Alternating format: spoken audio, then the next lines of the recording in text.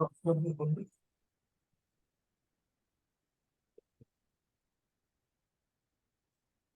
have removed it for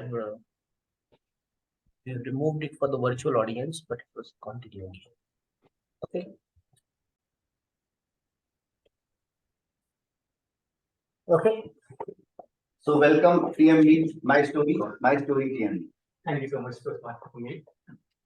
So thank you so much, everyone. It was the early 1990s. India was opening up to the world, putting an end to 4 decades of closed India. And it was in the 1990 that I was born to a middle class family in Delhi, where I still continue to live. Even as a child, I was shy, quiet, introverted. When I was 5 years old, my mother told me people could die. Not only could people die, but anyone who ever lives eventually dies. That came as a surprise to me. Everywhere I saw, people were building houses, buying cars, changing jobs, and whatnot. What was the point of all this when we had to die and leave everything? This question has stayed with me even until now. As I grew up, I realized I had a speech disorder called stammering, and that was going to change my life in profound ways. It was going to affect my personal life, my social life, my career choices, and whatnot. But at the same time, it made me sensitive to the needs of other unfortunate people. Of course, as time passed, I realized I was smart. Math and science came to me very easily. I was able to clear most exams comfortably. Post school, I got into a good college and then landed a comfortable job in a big MNC. This is where I met my future wife to be, somebody who was going to be my life partner for the coming ups and downs of life. As I went along 2 years into my job, I started to feel empty. I started to feel restless. I started to feel as if I want to build something of my own, something a lot of people will use.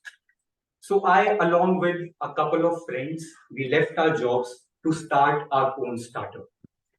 We were building in the edtech domain, trying to build the Khan Academy for India, something like what Byju's has now been. But we were in for a big shock, a rude awakening. We didn't know what we didn't know, and we ended up making some pretty big, terrible mistakes.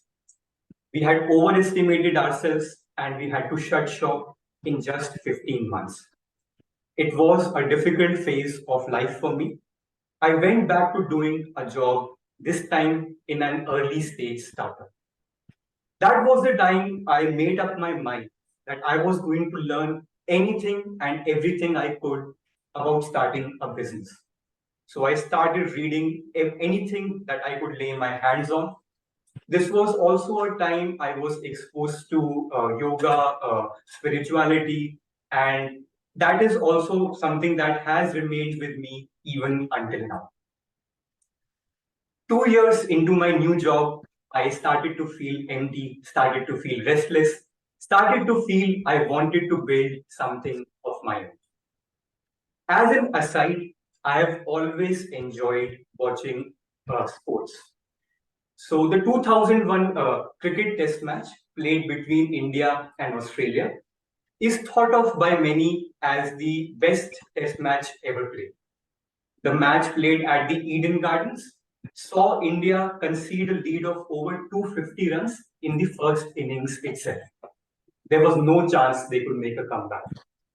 Put into bat again, following on, VVS Lakshman and Rahul Dravid built a mammoth partnership of over 350 runs, bringing India right back into the match, which India eventually won.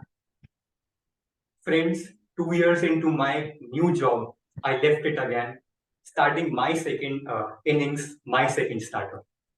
This time we are building for people with speech disorders, something that I am very inspired by for obvious reasons.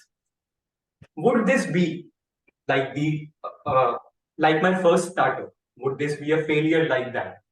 Or would this be like the Eden Gardens test match where we'll make a comeback? Would this have we learned enough from life? Or do we still have things to understand that only failures can teach? Well, only time can tell. Thank you. Wow.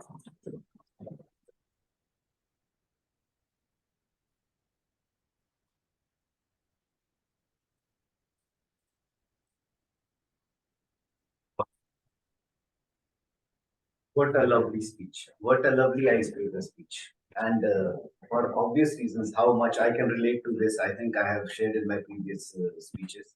So, thumbs up to you because the uh, the way you have expressed your initial years of life, then how you dealt with your speech problems, then how you tried with one job, then with one business, another.